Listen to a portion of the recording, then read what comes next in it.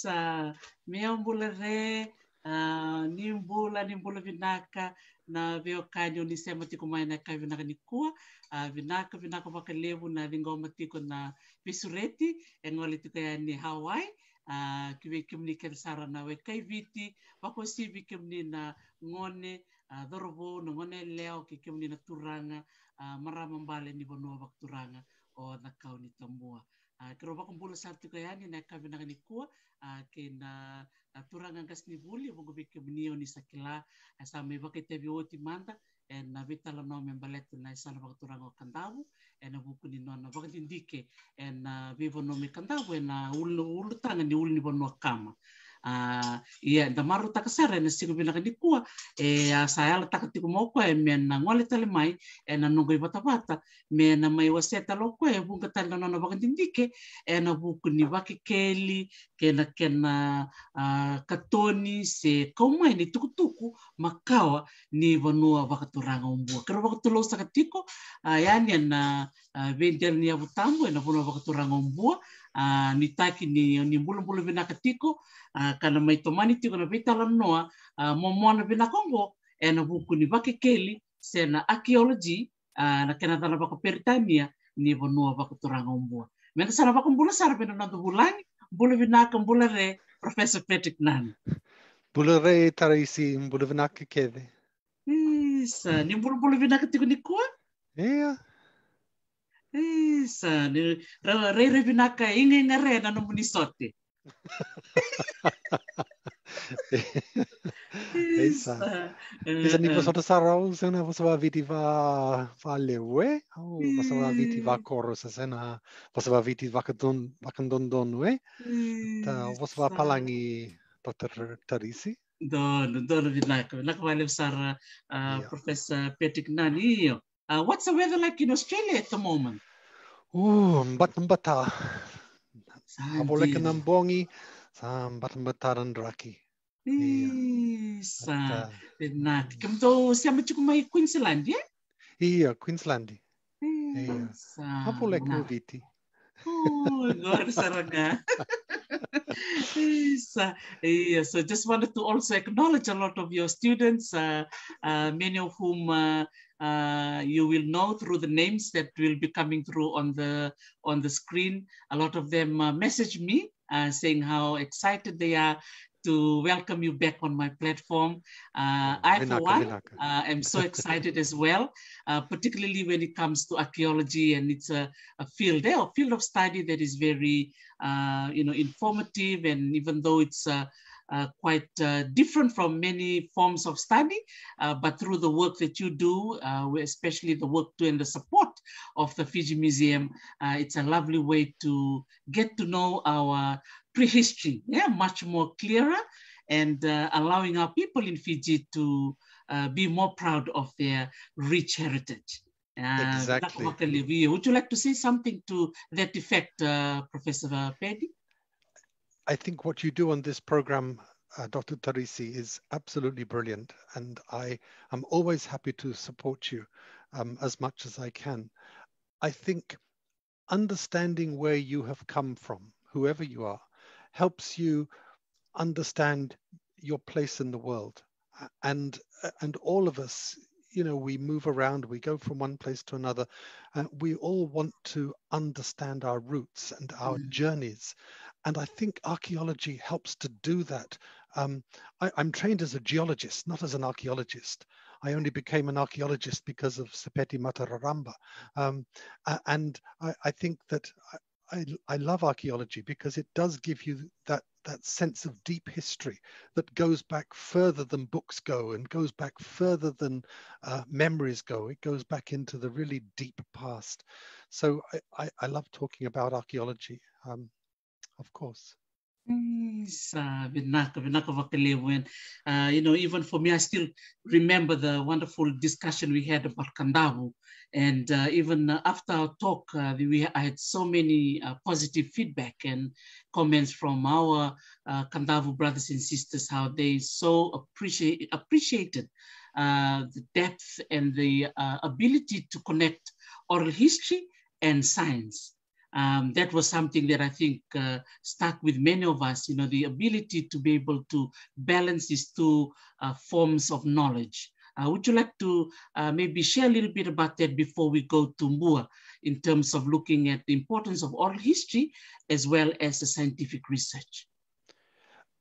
I think a lot of people in Fiji and in other parts of the world, they don't think that their oral histories have value.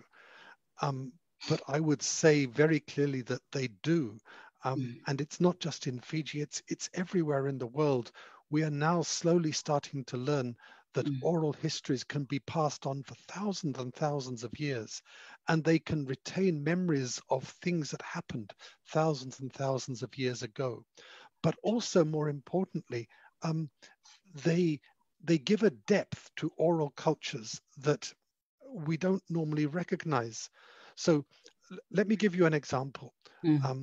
A lot of Western trained scientists have been born into literate cultures where people can read and write. And therefore they think that people who cannot read or write, or at least can't read or write in English, have nothing really to offer, have nothing important to say. And I think that's completely wrong. I think we can now say with a high degree of certainty that all over the world, people who can't read and write nevertheless have huge amounts of information in their heads that have been passed down from one generation to the next and help us understand our world today. And a lot of the research that I've been doing recently in Australia has been working with Indigenous Australian communities.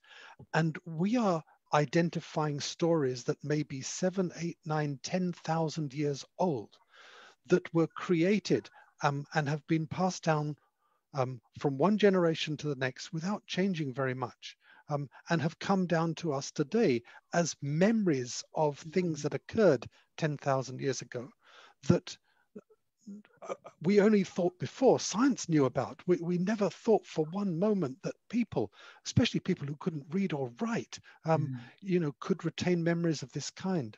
And I think that things are changing. I think over the next 10 or 20 years, we will see more examples like this from other parts of the world. And look, the example that I've quoted to you before from Kondavu is around the last eruption of Nambukulevu, the large volcano at the western extremity of Kondavu, which last erupted about 2,500 years ago. And there are stories about that eruption in almost every koro in Kondavu. You can talk to the older people and they can tell you stories about what happened during that eruption 2,500 years ago. And I think that's a beautiful example of, the value of oral traditions. These things are not meaningless. Just because they're not written down doesn't mean they don't have intrinsic value. I could talk about that for hours, Teresa. Vitaka iyo. Gosar torat ko na may buwa. Hey, simita man kita tawag mo. Tulak ko man din buwa.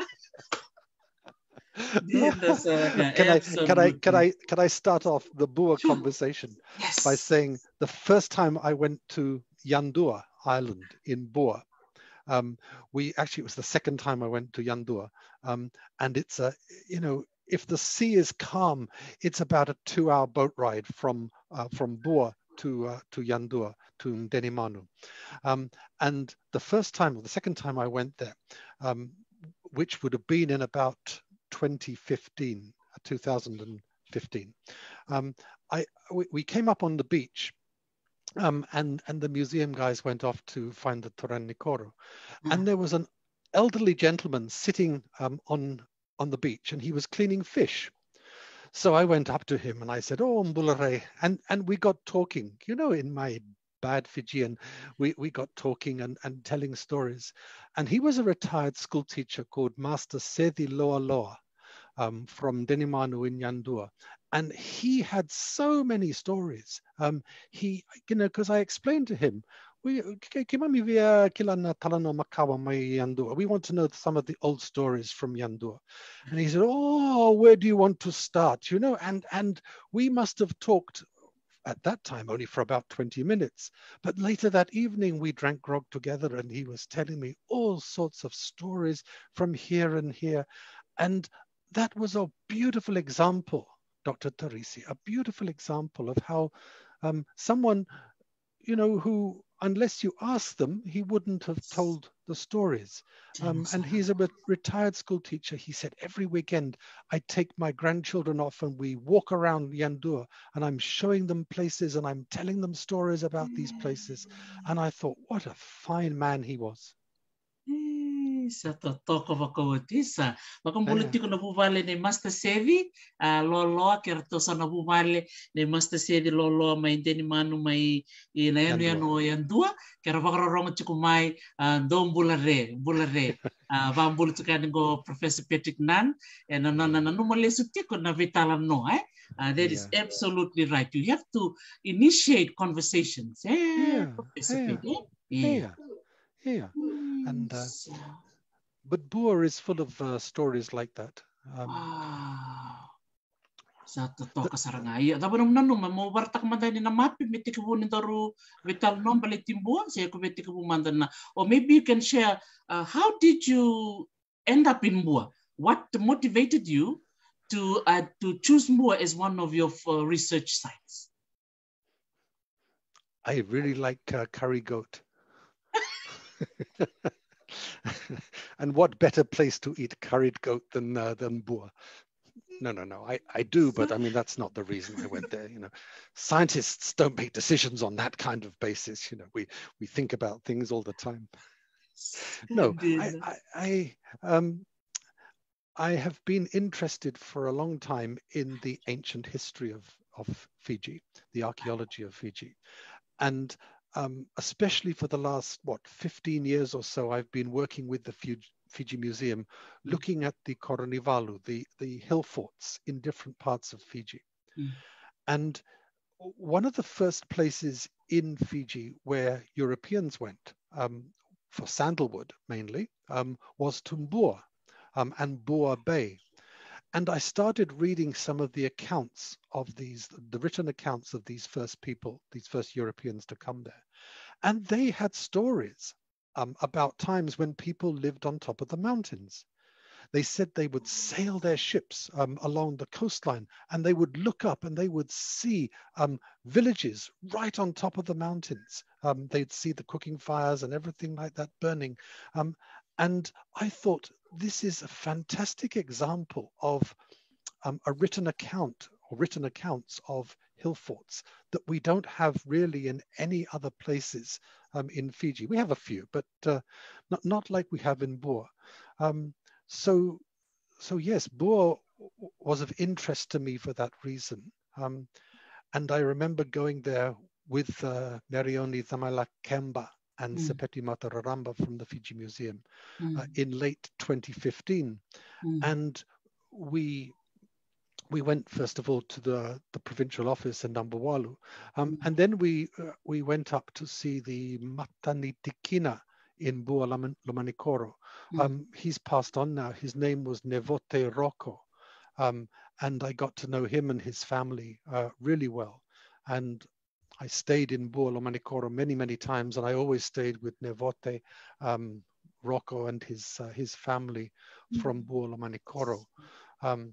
And he really, he didn't say, yes, come on in and do your research, but he didn't say, no, you can't. But he said, come and help us understand our past. So he was very welcoming, and he of course gave access to Imbua and elsewhere. And so we ended up mapping, gosh, about 16 koronivalu in that part of Bua. So in Western Bua, from Navingiri and Naivaka in the north to places around Navunievu and Longana and Koroina Solo in the southern part of Bua there. Do you want me to share the map at the moment? Yes, that would be really good. Sorry, share the map, Tarisi. Okay. So hopefully you can see, you see the screen now? So there's a map showing hill forts of Bua. Bua. So the crosses there are all hill forts. And the first one that we went to was Nambawalu. Nambawalu is a hill fort that is at the back of Navunievu Koro in the southern part of Bua. And it's really interesting. It's only a small one, so it takes you about 20 minutes to climb to the top. And as you're climbing up, you see stone walls. In Buan, they're called Baisosomo. So Baivatu or Bangele elsewhere in Fiji, but in Bua, Vambua, Baisosomo. And you can see those surrounding the top of the hill. And when you get up to the top of the hill, there's an artificial mound made of stone and earth, and presumably the highest status individual would have lived there. Nambawalu is not the best example of a hill fort in Bua, but it's a very easily accessible one. With the museum, we've taken students there, and that's the easiest one to climb up to. But at certain times of the year, there's lots of bees, so you have to be a bit careful. But just looking at the map there, the highest koronivalu is Seseleka. Seseleka, Paula Gerati and I have talked about the origin of the name Seseleka, and probably it means Seseleka, a nearby place of refuge. So, but it's something that really points to its defensive qualities. It's about the size of a rugby pitch, and it's on top of a hill, and on every side it just drops down sheer. On every single side, there's a really, really steep cliff. And the only way to get to Seseleka is along a very, very narrow ridge top. And we'll show you the map in a minute, but keep this one on the screen for now. Sure. And that's about 420 meters above sea level. So it's very high. But there are at least 2, probably 3 hill forts associated with Seseleka. So because Seseleka was the highest, then further down the slope, there were other hill forts that acted like the first line of defense. And one was Vatukarakaro. Again, that's very easy to get to. If you're driving on the Koroina Solo Road, it's just up the hill. Vatukarakaro, it's called that because the rock there is a volcanic breccia. And so it feels like scabies when you touch it, so Vatukarakaro. And Vatukarakaro was the lookout to the east. So looking to the right, Vatukarakaro has a good view of the valleys, so it could have seen attackers coming from the east. And in the same way, Tadilevu is to the south of Seseleka, close to Waitambu Koro.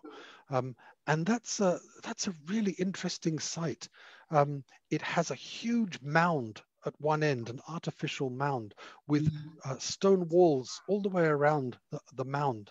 And then it has an area that we thought might be a military garrison where the soldiers might have been housed, with the commander or the chief living up on the top of the mound. So these we interpret as the kinds of first lines of defense for Seseleka, and maybe Korovatu as well in the west. So these hill forts were occupied. We have radiocarbon ages from Seseleka of about, going back to about AD 1670. So we know that people were living there more than 400 years ago. But that's probably a minimum age. We were probably people were living there long before that. We think around AD 1300, AD 1400, around there. So that's the main group of hill forts in the center of Western Bua. And then there's a group out on Yandua Island, and then there's 2 other groups, the Devoka, Vatuleweni, Osombukete, and the ones to the north, Korolevu, Uluina Vakasinga, and Uluina Siva, up there. And I can talk about those in a minute, if you like. It's really, so with the ones that you've identified now as hill forts of Bua, these are the ones you were able to identify. Do you think there's more? No, not really. Not in this part of Bua. Right. Because what we did, Dr. T, is that we did 2 things. We asked people in the villages whether they had any stories about hill forts, and some people did, and no question about it. There were people like Master Sethi Loaloa who knew the history of their lands really well, and I really would like to just name Talatala Ilai from Buola Manikoro, and he is a remarkable man, and he walked all across Osombukete and Vatuleweni with me, and he was telling me stories about these places that are absolutely fascinating, and these are hill forts where no one has been for 100 years or so, I would think. But elsewhere in Bua, we talked to the pig farmers, the hunters. I'm sorry, the pig hunters, because they are people who will go up into the hills. They're the only people who go up into the hills, and look for the veika, the wild pigs. So they know these places. They said, yeah, you can find Nakuraniviti makawa, you can find the pottery there, you can find the shells up there, Nangani Vivili, and that kind of thing. So we got a lot of information from them. So I don't think there's any more big ones that we've missed. Indeed, Kimbalo Seseleka is the largest of the others, of them all, you reckon, eh? With size. It's the largest. It's the largest close to the coast. So Vatuleweni was big, Osombukete was big, and we never got to Ndevoka because to get to Ndevoka, we would have to have walked for about 7 or 8 hours, and there's no trail. So I think that's one for the Fiji military forces. You know, I think if they could get in there one day, you know, with some people from the museum, it would be very interesting because these are high and they follow the ridge tops.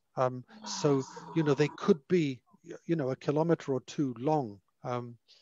And we really don't know what's up there, to be honest. But we know that it's there. Wow. Yeah, so there you go. Eh? So it's a challenge we kimdona we kay keto may bua ke kay tiko some na la kireda na kormakao may devoka sa ato kono Miau Professor Patrick Nunn kaya tiko be karto na tambani matay balu merto gata kata kapate ke lia na koro kerto na lenitime na Fiji Museum.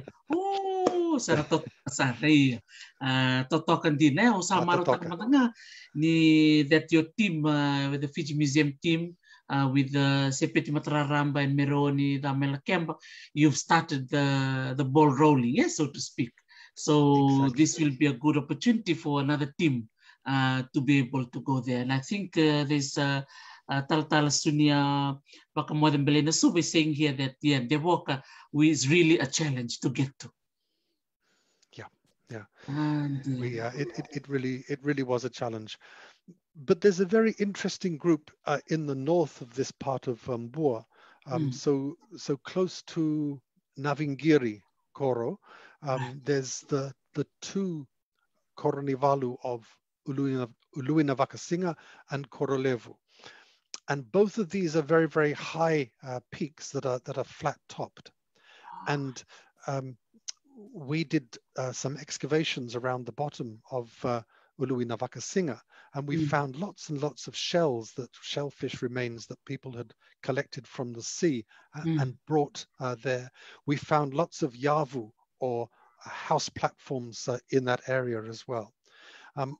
And more than that, from the people of Navingiri, we collected some really interesting stories, particularly around Charles Savage. So Charles Savage came to the end of his life just close to Uluina Vakasinga at a place that's been called Dillon's Rock in English.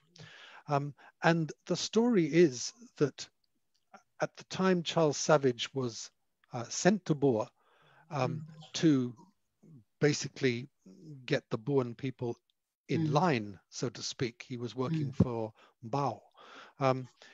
The people of Navingiri were living on the coast, and their story, which is quite different to the European version of the story, is that Charles Savage came and burnt the village, and the people fled to Uluina Vakasinga.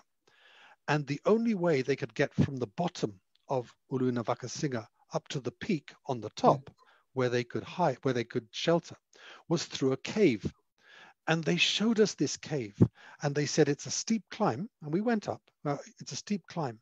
But when they had all got up there safely, then they took this huge rock and they rolled it into the hole that they'd come up. And Charles Savage and his people were coming up as well, and they couldn't get past the huge rock. So the people of Navingiri saved themselves by staying on top of Uluina Vakasinga. And then, of course, later on, Charles Savage started going back down to the coast, and he was ambushed by the Navakasinga people and drowned. But it's very interesting, Dr. Tarisi, that there is a European-sponsored narrative of the death of Charlie Savage that said, oh, he was killed by, violent natives who ate him and all this kind of nonsense. And then there is the story that the people of Navingiri tell, which is, no, Charles Savage was brutal. He was a very bad person, and we only did what was right. And I think I believe them because their story has been passed down as an oral tradition for years and years and years, and it sounds much more credible to me. But look, that's the story of some of the hill forts up there. Wow. Sandy, nice. So you've got there's the two maps of three, Uluinakoro, Tavilevu, and Seseleka. Yes. Which one do you want me to show? I want you to go back to the map you showed before, please, because I'll talk about Yandua. Okay. That's the one on hill forts of Bua, the first map. Yes, okay. Please. Right, so I can show this one. Okay. So there's Yandua here, huh? Yes, that's Yandua Island there. And the black dot is Denimanu, which is the only koro on Yandua Island today. And when we went there, we were able to map several koronivalu, and it was, of course, Nico from the Fiji Museum, and Nico was Sara, I've forgotten your second name, but Nico from the museum and my student Pierik Martin, and we mapped, or they mapped, a number of hill forts. Some of them were very interesting. So ones like Nadilao were coastal hill forts looking out over the sea. So clearly lookouts. So they wanted to see if people were coming to attack. Ones like Talai, they appear to be a place where stone was mined and worked in order to make stone tools. And Uluikota was a place that appears to have been a ceremonial site, because there are a number of stones arranged in a circle there. They're not a wall. So maybe it's a kind of nanga site, as these places used to be called. But again, it's very difficult to make that kind of interpretation unless you do an awful lot of research. But the interesting one there is Uluinakoro. Uluinakoro is the highest one. It's a bit like the Seseleka of Yandua Island. And we'll show the map in a minute. But let me just mention Koromakawa. So Koromakawa is just behind Denimanu, just to the south of Denimanu. And it's a saddle. So the land goes down like that. There's hills on either side, which were fortified.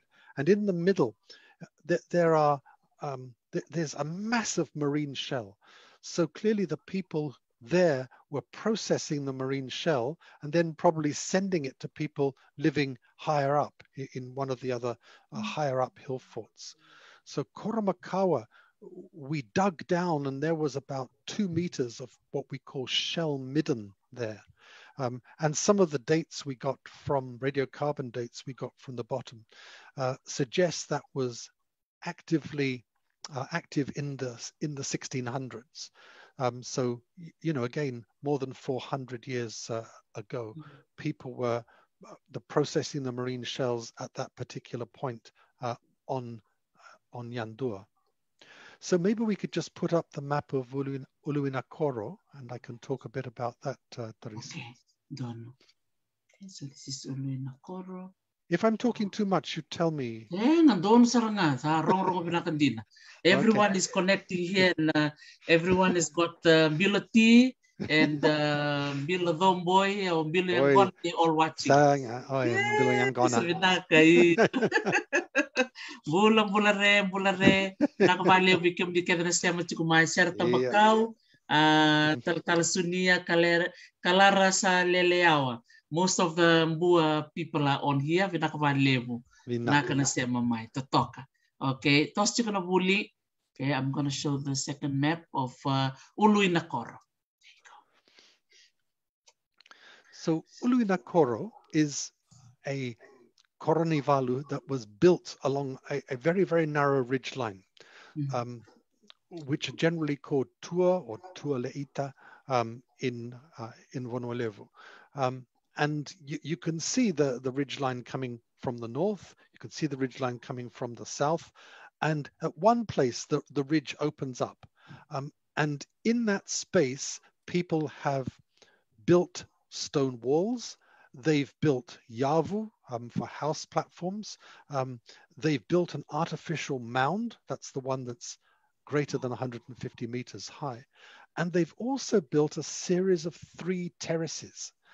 And I looked at these and I thought, these seem to be artificial terraces.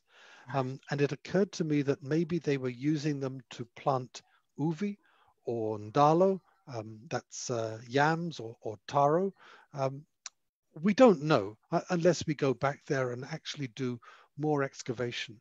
But what is special about Uluinakoro is that it's a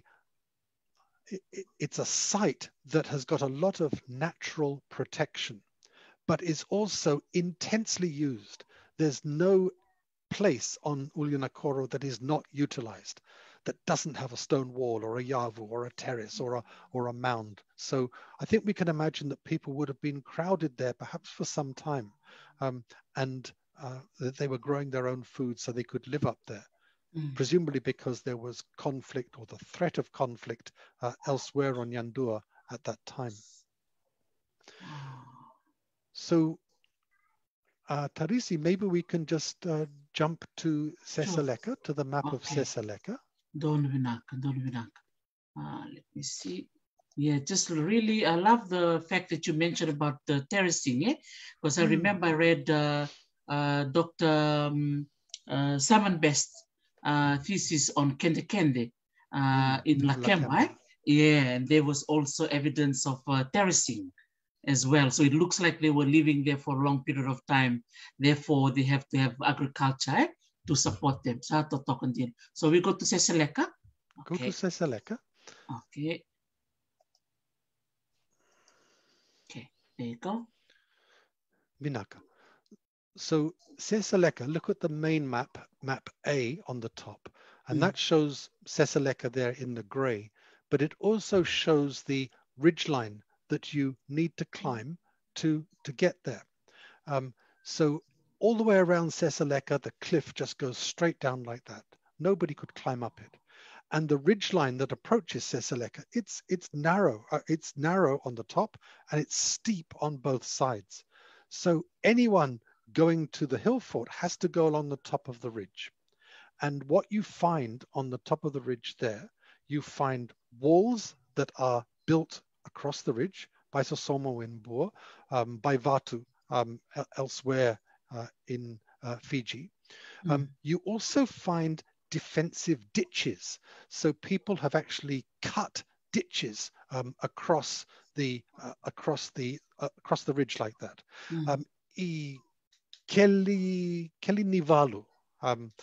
So these ditches may have been filled with water at the time they were active, and they may have had sharpened stakes in the bottom sticking up, so that anyone trying to jump across or go through the ditches would have impaled themselves on these sharp stakes. So that's what you find. And of course you find yavu, which we interpret as guard houses. So this was a heavily fortified approach to Seseleka itself. And then when you get on top of Seseleka, this is the rugby field, this is map B, the one in yellow there. So all along the western side, that's the side facing the sea, there's quite a lot of forest, and it's full of yavu, house mounds, house platforms. So all that seems to have been the residential area along the left-hand side, the western side there. And then the main part of Seseleka, which is higher, has these artificial mounds. I think you would call them mbulumbulu in Fijian, but they are artificial mounds. They're great piles of stone that have become covered with soil and vegetation.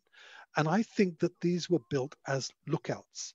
So they would have had a valiniandra, a house built on top, and they would have had a person stationed there permanently, looking all around to see for any signs of danger. And those signs may have been fires being lit from Vatukarakaro and from Tadilevu and from Korovatu lower down.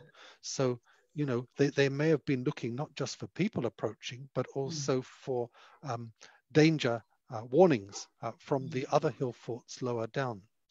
So clearly someone or some group of extreme importance lived at Sesaleka. And really the oral histories are not very clear on this. But the other thing I wanted to mention is that we did find evidence on Sesaleka of ponds, toevu, being dug, artificial ponds or wells being dug. There's one very big one right on the top, but also further down the slope there are smaller ones. So my interpretation is that the people who lived in Sesaleka, they dug ponds in order to trap rainwater so that they could drink, so that they didn't have to go all the way down the slope to get fresh water. But all across the top of Sesaleka, you find the remains of marine shellfish. So clearly people were going down to the sea when they could and bringing up pots full of shellfish for people who were living up there to eat. And I just want to say one more thing, that I've been to the top of Sesaleka 3 times. And look, it's a really steep climb. It takes my students and the people from the Fiji Museum, you know, about 2 hours. It takes me, you know, closer to 3 hours to get to the top. But it's worth it. You can then see in every single direction. The last time I was there, my guide said we should go down the other way. So instead of going back the way we came along the secondary ridgeline, we went through the bush. So instead of going right, we went left, and we went to the sea at Longana. And that took about 5 hours because there wasn't really a path. It was just a river valley channel that we were following. But I'm really glad we did that, because we saw more artificial ponds going down. We also saw the remains of agricultural terraces, because the big question when you look at somewhere like Sesaleka is not just how did people drink fresh water, but what did they eat? And going down, you can just see along the sides, the slopes of some of the hills there, you can just see the traces of artificial terraces that people would have used to plant ndalo or whatever. So I think that, you know, again, one day it would be marvelous if the museum could work with a group to really understand the function of Sesaleka and its relation to the other Koronivalu in the area.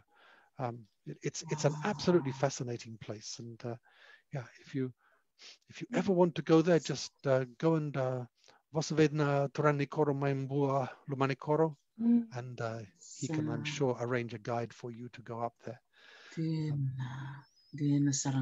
Fascinating about the pond. I'm just, you know, just really in awe of the, you know, the Wukunivanua, the wisdom that they have, knowing that they will be there for a long period of time, and how they were able to create a source of water, but also the terracing for their food and supply of starch or ndalo se ubi for them to have up there. We've got a story from someone in Dalomo, which is close to Mbulamanikoro, Dalomo Koro, and they were telling me that the people believe there is a connection between the Toevu, the pond on the top of Seseleka, and the ocean. There's a cave somewhere near Naidomodongo Point, and the water goes up from that cave 420 meters up to the pond and goes down again when the tide is falling. And the first time I went to the top of Seseleka, the guides that were with me from Buolomanekoro, they were actually pointing out some of the grasses growing around the edge of the pond and said, you know, these have come from the sea, you know, and we believe this, that it is connected.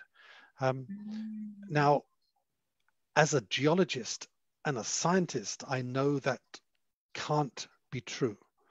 There can't be a connection that causes the water level to rise and fall and causes seeds from the ocean to come up there and become plants.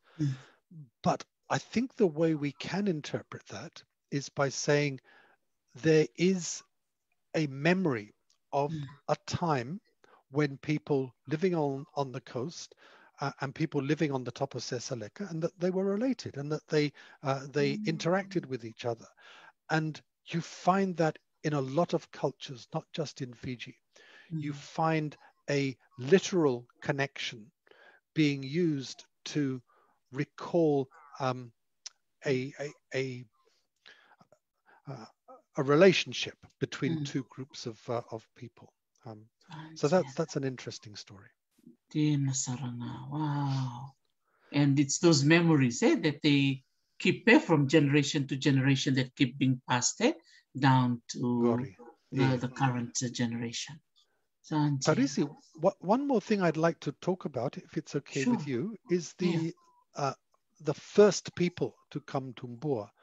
So the Koronivalu, they were all established about 700 years ago, but people have been living in Fiji for 3,000 years. And we have some idea of the time when the first people came to Bua.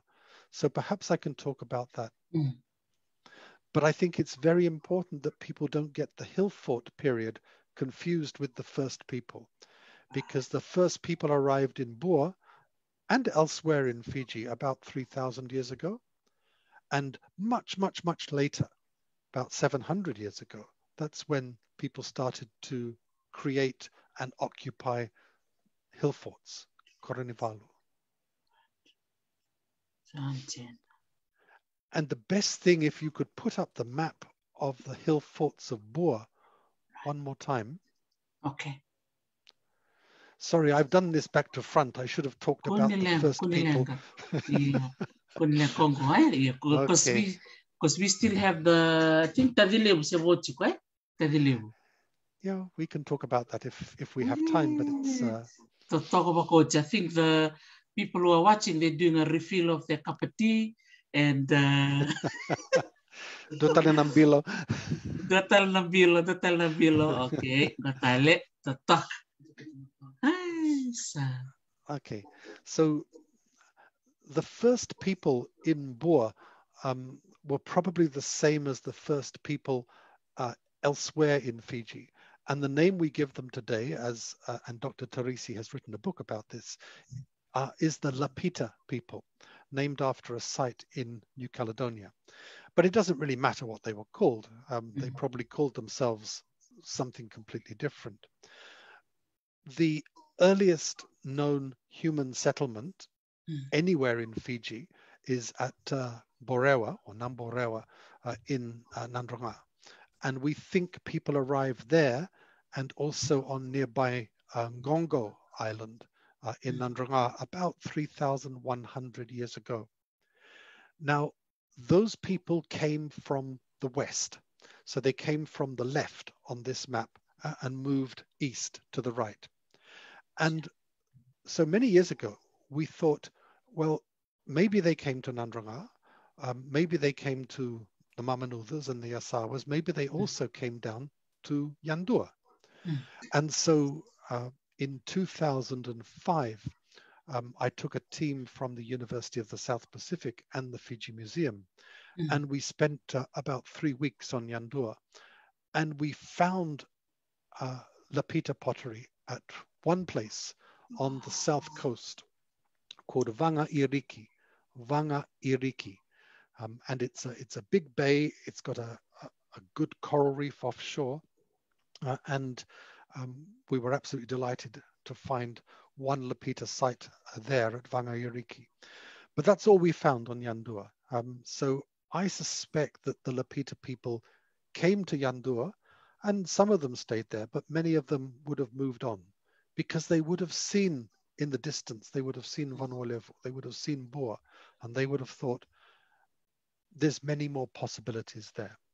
So we, in recent years, have looked along the west coast of Bua, and there's a bay just north of Longana settlement, and I've got this on my screen. It's at a place called Taveti, Taveti Bay, and it's a huge long beach. It's got a nice coral reef offshore and a huge coastal flat, and we found some lapita-like pottery there. We can't say 100% that it is lapita, because this is a massive coastal flat, you know, and probably the lapita is right at the back of the coastal flat, because in those days, the ocean surface, the sea level was a little bit higher than it is today. So it's probably somewhere at the back there, but I think that Taveti is a great place to look for lapita. And then the Talanoa. One more thing, Tarisi, on lapita. So one of the first books written about Vanuatu was written in the 1890s by a geologist called H.B. Guppi, Guppi. You can find the whole book online if you really want to. And one of the interesting things that I read in this old book, he talked about something called the Bua shell bed. He spelt it M-B-U-A, the Bua shell bed. And he said all along the side of the river near the mission station in Bua, you can see this bed, this sequence of shells. And I thought that sounds really interesting. So with the help of Nevote Rocco from Bula Manikoro, we actually found this place a few years ago. And it's never dry. So to actually look at it, you've got to wait till the river goes down a little bit, but you're still standing in water up to your, you can't see me because I'm sitting down, up to my waist. So it's wet to get to. But Guppi was right. For about 80 meters, all the way along the side of the river, at a place called Rokondavutu. It's where the SD church is, or at least used to be. When I was last in Bua. And the riverbank there has got this layer of shells.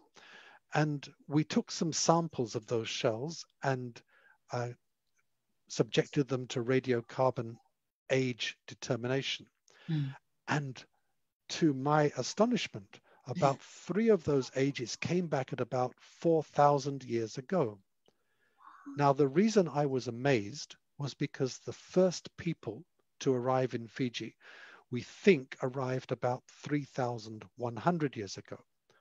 So if those shells were, the insides were eaten by people, and if they were then discarded, that means that people were actually in this part of Fiji around 900 years earlier than conventionally thought.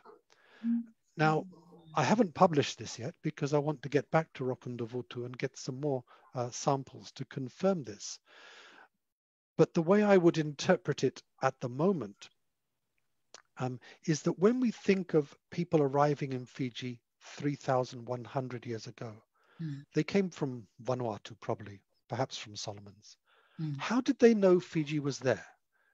Because you stand on any island in Vanuatu and you look to the east, you can't see Fiji. All you can see is ocean. So how did they know that there was land there? So when they eventually got in their rafts and took to the ocean and sailed to Borewa in Andronga, how did they know they were going to find land? Well, one explanation is that earlier people had gone out exploring over the eastern horizon and had found land, places like Bua, and they'd gone back then to the west and they told people living there, yes, there is land over the eastern horizon. Even though you can't see it, it's there. And it's very fertile. It's got good coral reefs and things like that. So what we could be looking at in the Bua shell bed, close to a place called Rokondavutu, just upstream from Bua Manikoro, what we could be looking at here is evidence for a pioneer exploration of Fiji 900, 800 years earlier than is conventionally thought to have been the case. So that's a hugely exciting discovery. And it makes sense. You know, if we found something like this on Taveuni, I would say, well, no, it's probably not. But here it is at the western end of Vanuatu. This is just where you would expect people to arrive if they were coming to Fiji for the first time. Wow. Nice. So and I'm so glad with H.B. Guppy's book. You know, when it's written in 1890s, it's so useful that all this work has been written and you were able to consult it, and then it further, you know, your research carried on from there. So so it's really nice for most of the researchers to document, a lot of the work that they've done, so that the later ones coming in can use it as a point of reference. Sandina, to talk about what you know about Bua Sare.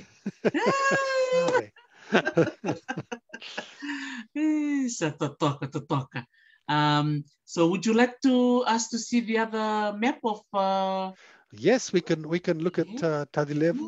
Sa totokan din na bulingo. Di maro takati ko na liwi biti na sa veitalanoa sa totokan din Iya. Era totuku na kini bos-bos mate na ilaw. Totokan din Iya. Isa. Nakapakalevo Professor Paddy Nunn for giving your time to share with us this amazing research and Mangala lengua. Isa. So here's Tadilevu. Okay. So So Tadilevu, like I said before, was a very interesting korenivalu, because at one end, you can see it there in the top left, there is an artificial mound with a wall built all around it. The wall's fallen away in places, but you know, you're going along a ridge like this, and then suddenly you go up like this. So it has to be an artificial mound. And I interpret that as a place where someone of highly elite status was housed. And the wall was just added protection. Today, the wall is about this high, but probably it was much higher in the past. And there are also ditches as you go down from that summit. But then on the right-hand side, where it says main map, this was also very interesting because it's got a very narrow approach. It's got a mound, but it's also got what appears to be a residential area. And that's the great thing about Yavu, is that when you have a stone platform on which you build a house, even though the house disappears, the stone platform remains. So you can tell something about the organization of a residential area of this kind. And this is what we thought might be the military barracks. So a place where soldiers were housed, maybe the commander lived in the mound on the summit. We don't really know. But I interpret Tadilevu as a place that was tributary to Seseleka.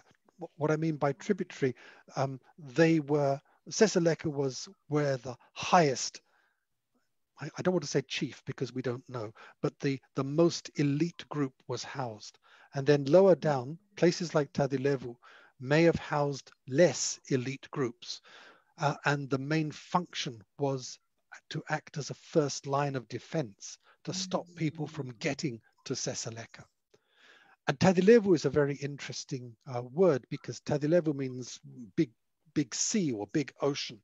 And I think it's called Tadilevu because it has a really good view of the ocean across Bua Bay. So perhaps that's the origin of the name Tadilevu. But of course, if Paul Gerety is listening to this, he's probably jumping up and down and saying, what an idiot, what an idiot. But that's okay, Paula. This is my time, not yours. So, Paula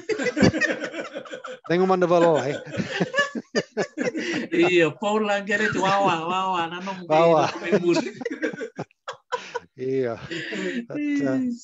So yeah, look, that's Tadilevu. Yeah, I think sometimes you can tell a lot from the names of places. And when we had the main map of the Koronivalu Maimbua up on the screen, there was another Koronivalu called Osombukete. And many of your listeners, whether they're from Bua or from elsewhere in Fiji, may have heard the name Osombukete. And it basically means, and I'm sure your listeners know this much better than I do, but a place where a woman who's pregnant can't pass because it's too narrow. So on the island of Lakemba in Laos, there's a cave called Osombukete. And I've been in that cave. So you go in one end and it's a great big cave. And then you get to the middle of the cave and there's a really tiny squeeze.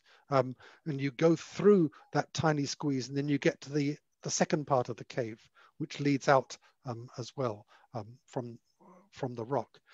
And that's why it's called Osombukete. But I wonder sometimes, the Osombukete here, people were saying, oh yeah, it's called that because when you get to the top, you know, there's a place between two rocks and it's really narrow. Well, I never saw that place, and I'm very interested to think about whether, you know, the name Osombukete may not simply describe a situation that is narrow, but it may actually be a name that's been transferred from one place to another for different reasons. So, yeah, there's another Osombukete I know in Netasiri. And that's a river valley. And again, I've walked up that river valley and, you know, it's narrow in places, but I mean, a pregnant woman wouldn't have any difficulty going through those places. So I just flag that. I think sometimes people in Fiji, they look at the name of a place and they think, oh, it's just a name, without understanding that perhaps that name has meaning. Not just in that it describes the place, not just that it is attached to a place, but that it describes the function of a place, like Tadilevu, the view of the ocean, or, you know, a vista, a place where you can effectively monitor the ocean to see anyone approaching. That's, to me, what Tadilevu means in that context, and I'm fascinated by what Osombukete might mean as well. So even when you were talking about the, you know, the Tadilevu as a tributary to Seseleka, immediately start thinking about, you know, the warriors. You know, you're talking about you know, the commander as to kind of like the first line of defense. Wrong in the river with many of us Fijians today in the Kila, you know, Chikortona Batileka, Chikortona Batimbalavu, and another tutu vakabanua. And so we have it through the oral history and the knowledge within the Vanua. But archaeologically speaking, there are evidence of where the Mbati would be on the lookout, not only one, but maybe a group of them, as a matter of protecting the Vanua, the Tokanje.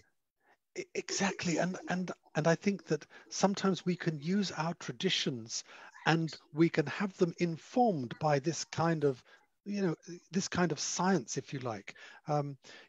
Place names, as Paul Gerety has done a lot of research on, place names have meaning and they can actually contain history within them as well. And I think you gave some very good examples there.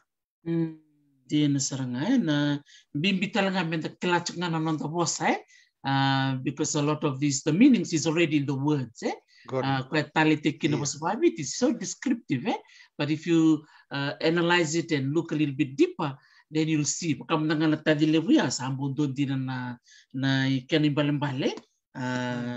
Wow, so to talk about.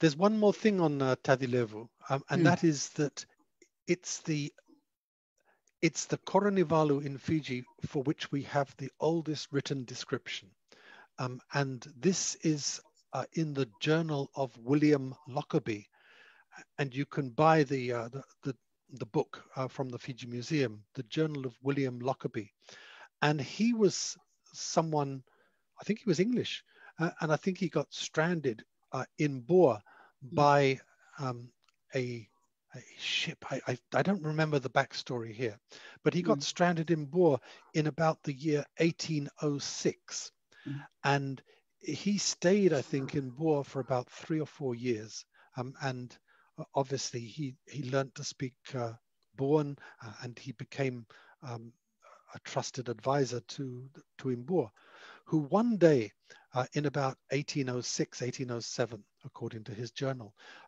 who one day sent him to Tadilevu. And the reason that Tuimbua sent William Lockerbie to Tadilevu was to tell them to accept the the direction of the Tuimbua. So they were a little bit rebellious in Tadilevu, and William Lockerbie got there in 1807, and he said, there's a great wooden palisade around the hill fort. Apart from that, he doesn't give many details. And I just think from looking at that, it may not have been the same Tadilevu. And it's quite possible that people deliberately confused things in the past, and that there may have been one Tadilevu further down and another Tadilevu that people didn't know about further up the slope. So, again, I think today we have a name and we have a place, and that name is associated with that place. So you live in Honolulu, Hawaii, and I think in the past, people didn't have such a rigid approach to naming places. So there may have been many Honolulus on the island of Hawaii, as indeed there were many islands called Hawaii or Hawaiki or Tahiti or Savaii in the Pacific. So there were many places that had the same name. And I think for us, looking back today into the past, we have to accept that the linking of a name to a place wasn't quite so rigid as it is for us today. So something else there to think about.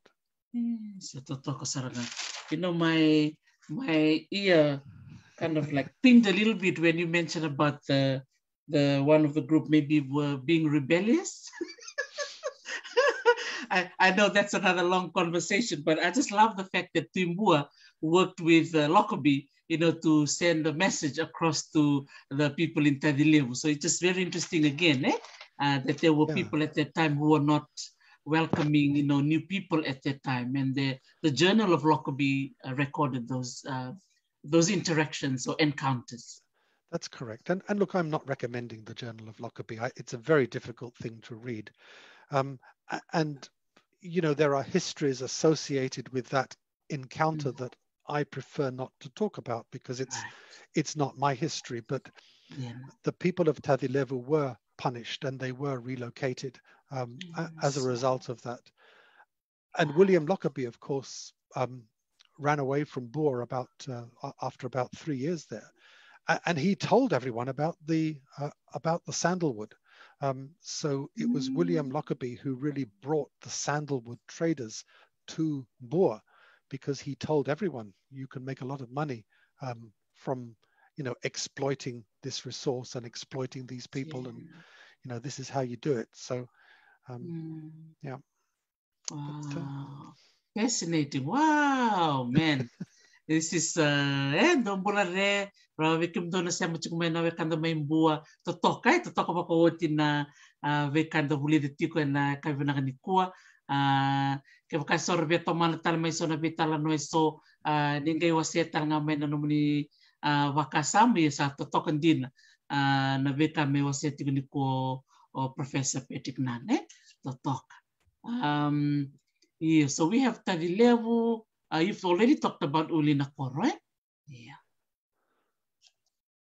Yeah, and I think I was going to feature your website too with your posters, Paddy.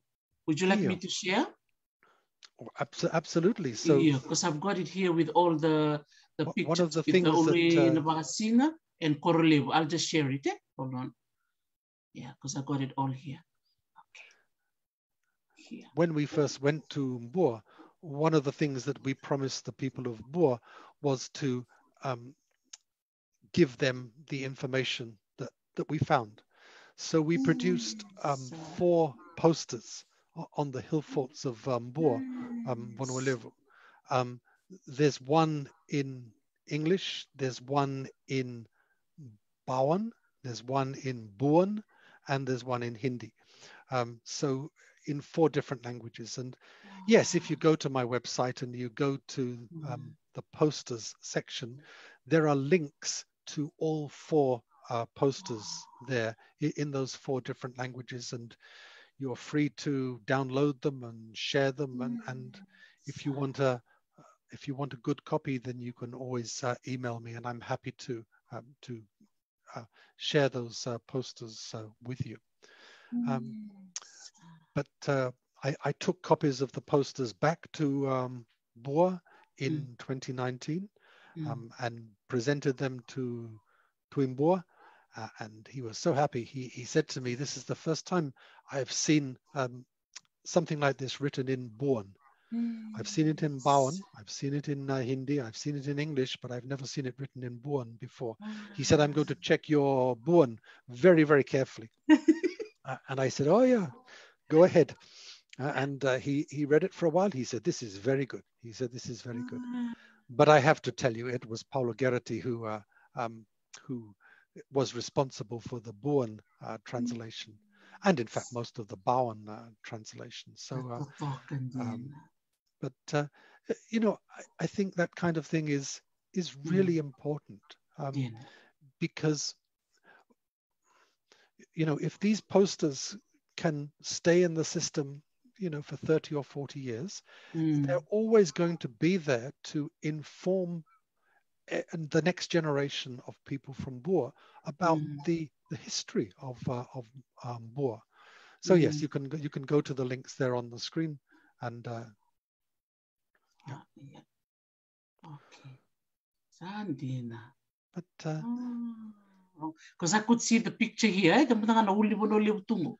Wow. Korolevu and Uluin Vasina. Yeah, but the picture is Korolevu. The picture is Korolevu. Yeah. The picture is Korolevu. Santina, yes, totokan din ang buhay. Yeah. And look at this in Tadilevu, the one you were just talking about before. That's right. Wow. And these are the shell middens?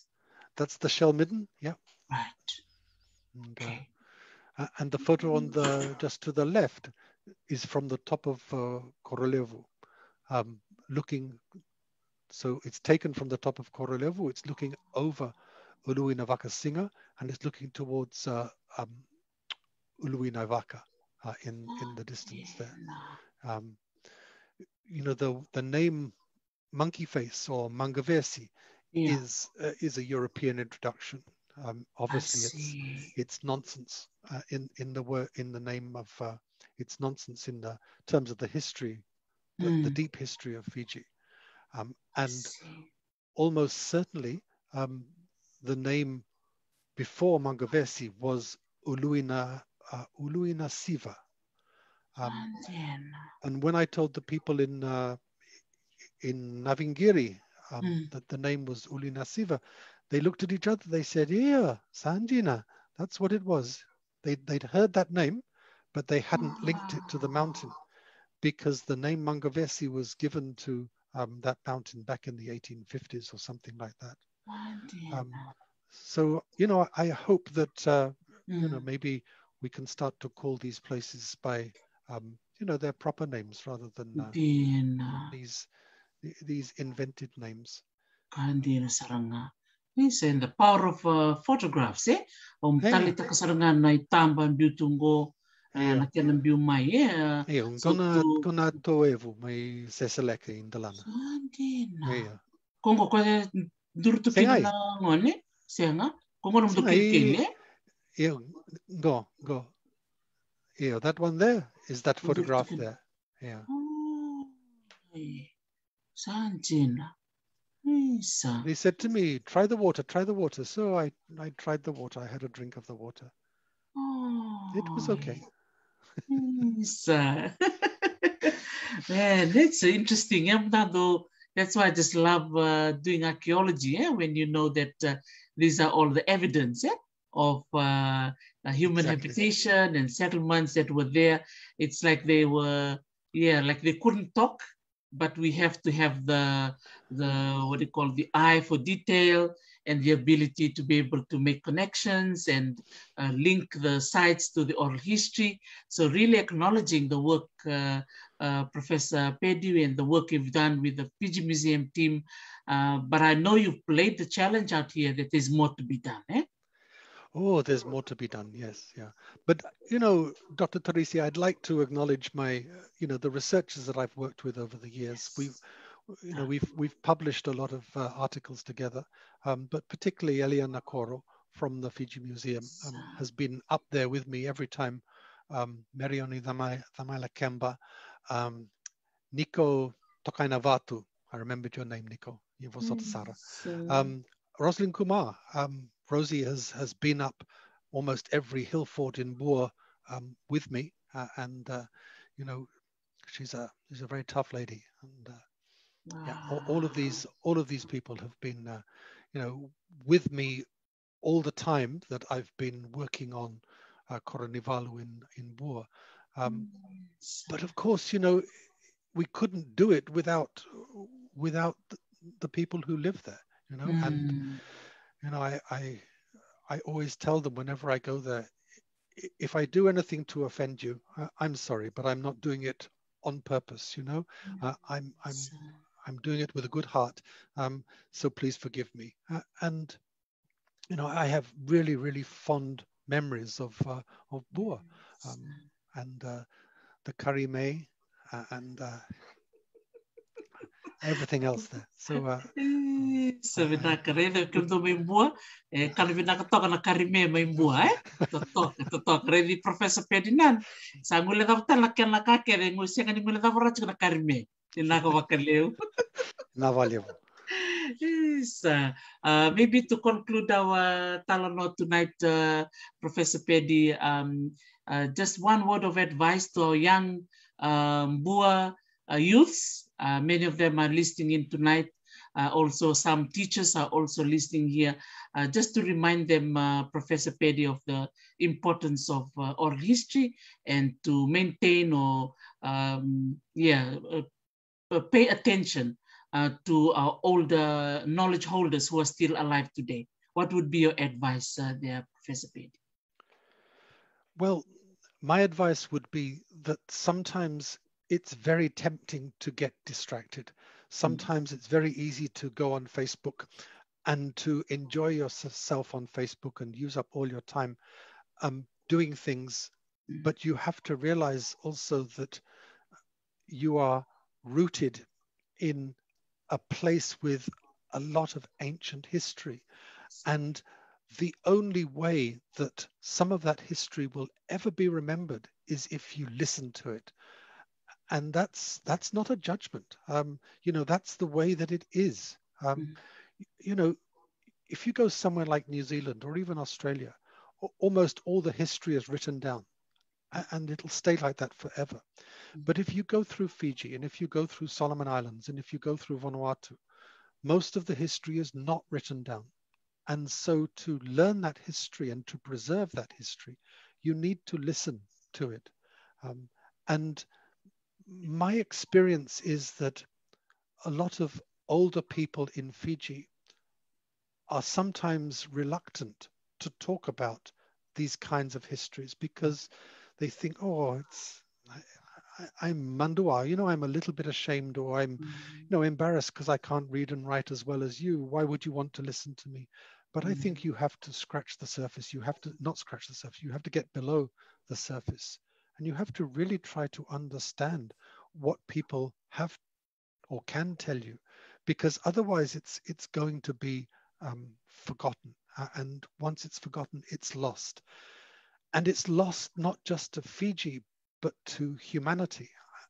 And this is a theme of my recent research, is that, you know, when we lose oral history, we are losing human history. We're losing an understanding of human history that we can never get back.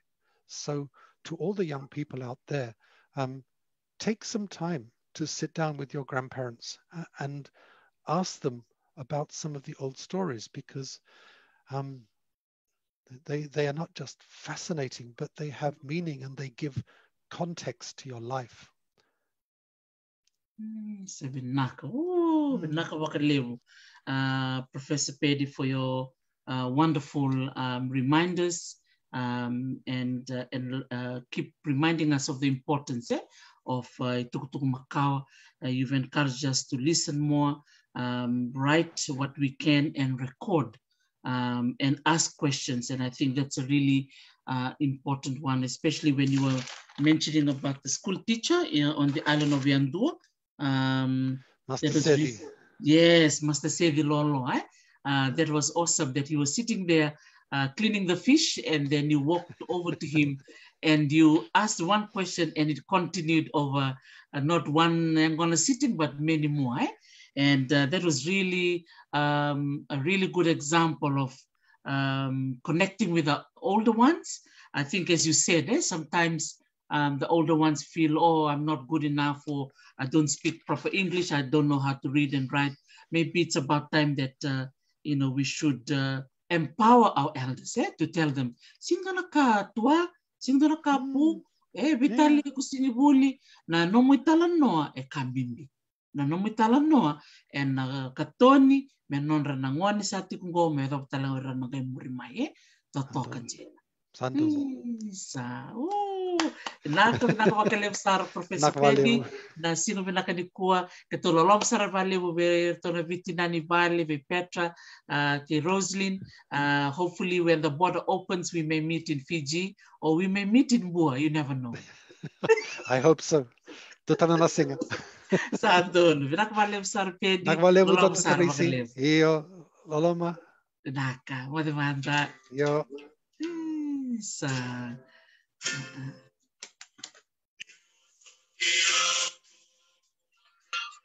Vinaka Vakekeli na sema mai. Nitaka ni Unitali taka na Talanoa ke Professor Patrick Nunn.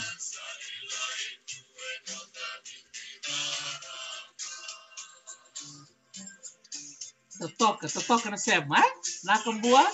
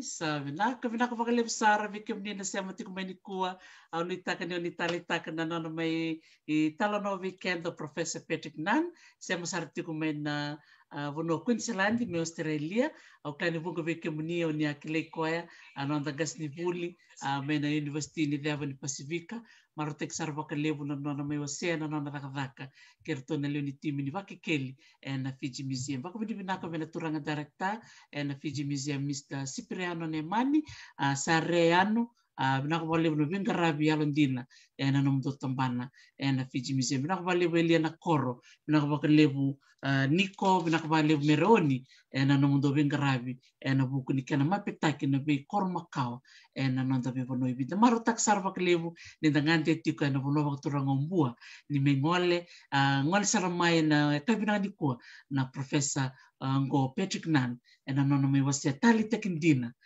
titombu usibi na veika me wasia kakani mbole weekend na kena vakasoko muna nonde itukutuku makawa kame vakandio tekitiko vera na luvenda ke ira talanga na makumbunda fa vini vinakasara ni vale vikemni na nomuni sema mai na kabina nikua kavitu ni singa tambo mai viti klani sahoti tipo na viwa sahoti tavi mama sartunga ngona viwa na ya kabini singa tambo nakabaka levu na madha ko tumai na ngol chukumikina wuni wai polongereti na singa tambo na vitu na kaloka na kavi na ulutanga ni vosa wakambua tiko talanga so talana bulangir na durti kumani singa lutulevu bakaromboke na bakarawai ningarete tiko ngamai na nongo tanga ni veva na kana biuda kana non ritamba kana visurete ngol tiko ni bikem ni sara muni ngole mai menda mai vuli kada mai veivakararamataki na ulutanga ni veitukutuku makawa so membeleta na buno bakaturanga o da kauni tombo saba kumariani bikem ni sara Vinaka vakalevu